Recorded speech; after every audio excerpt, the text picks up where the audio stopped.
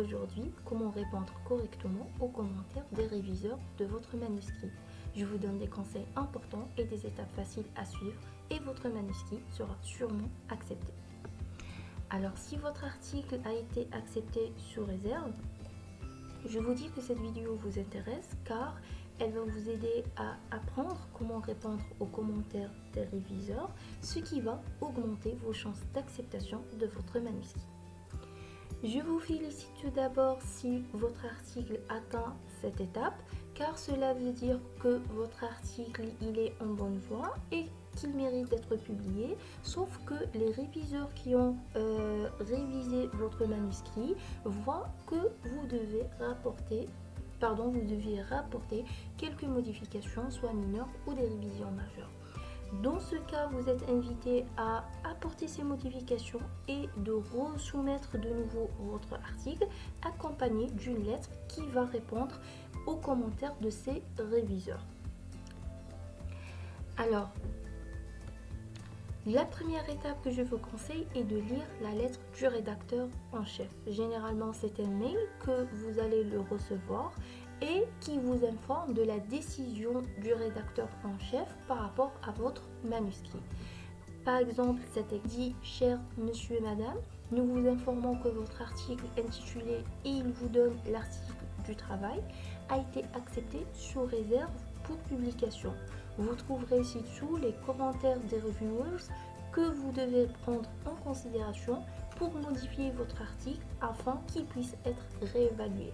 Donc il vous dit que votre travail a été accepté sous réserve et que vous trouverez en pièce jointe les commentaires des reviewers.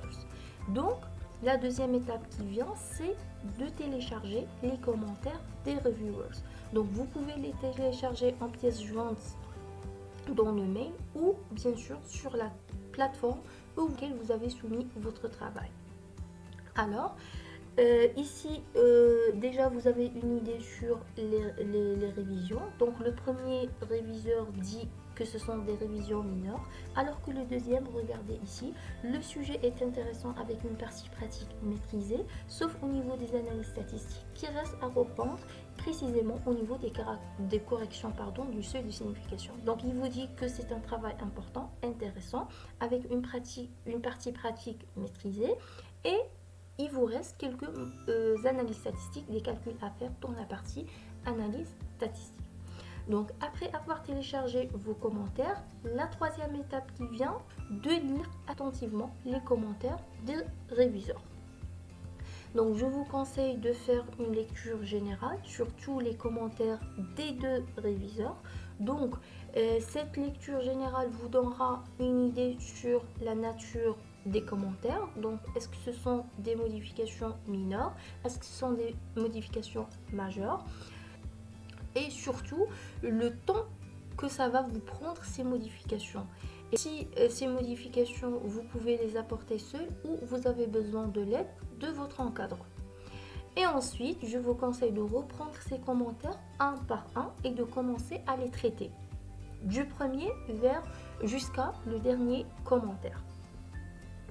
Donc ces commentaires, ça doit être des commentaires mineurs.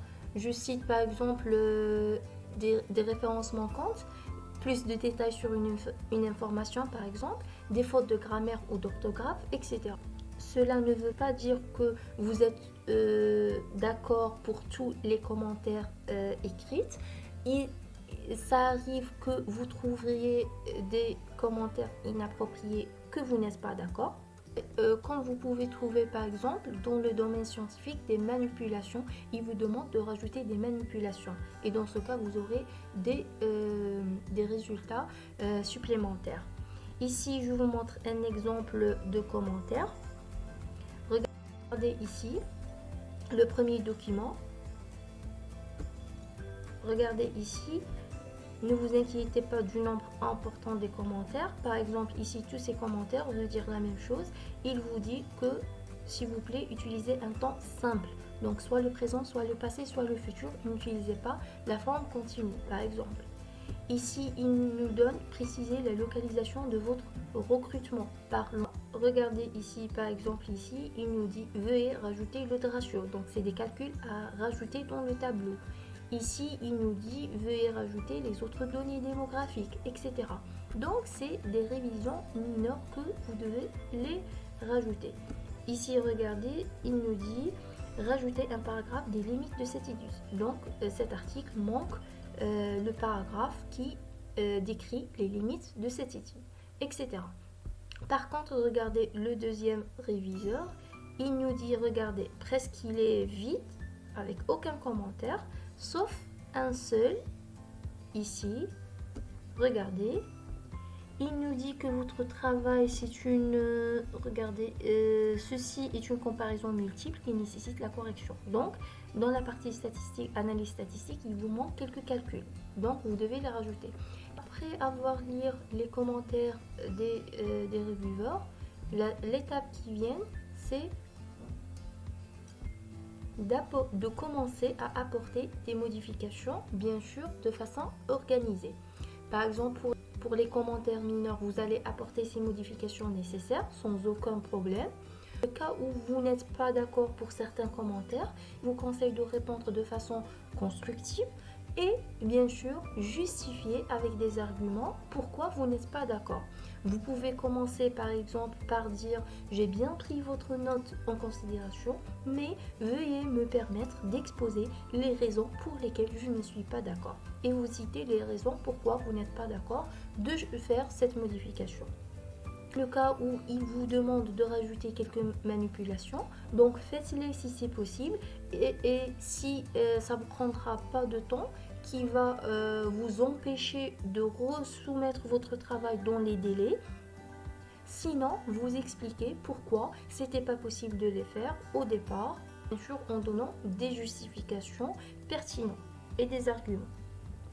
Je vous conseille toujours d'être plus précis et simple et aller droit vers la réponse. N'utilisez pas des phrases longues dans vos échanges avec les réviseurs, genre question-réponse. Deuxièmement, bien sûr, l'article doit être bien organisé et répondre point par point aux commentaires des réviseurs, de leurs questions. Et bien sûr, la dernière étape, c'est de resoumettre votre manuscrit après avoir tout modifié.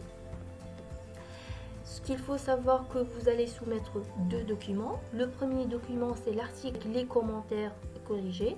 Et le deuxième document, c'est le document qui contient les réponses et bien sûr qui décrit les changements apportés dans cet article. Dans ce dernier document, vous allez commencer tout d'abord par remercier les réviseurs pour leurs commentaires attentifs, constructifs et judicieux. Ensuite, vous allez commencer par répondre un par un les commentaires des réviseurs. Vous commencez tout d'abord par les commentaires du premier réviseur et ensuite le deuxième, bien sûr chacun dans une page à part, dans une page Word. Et vous allez commencer par organiser votre réponse.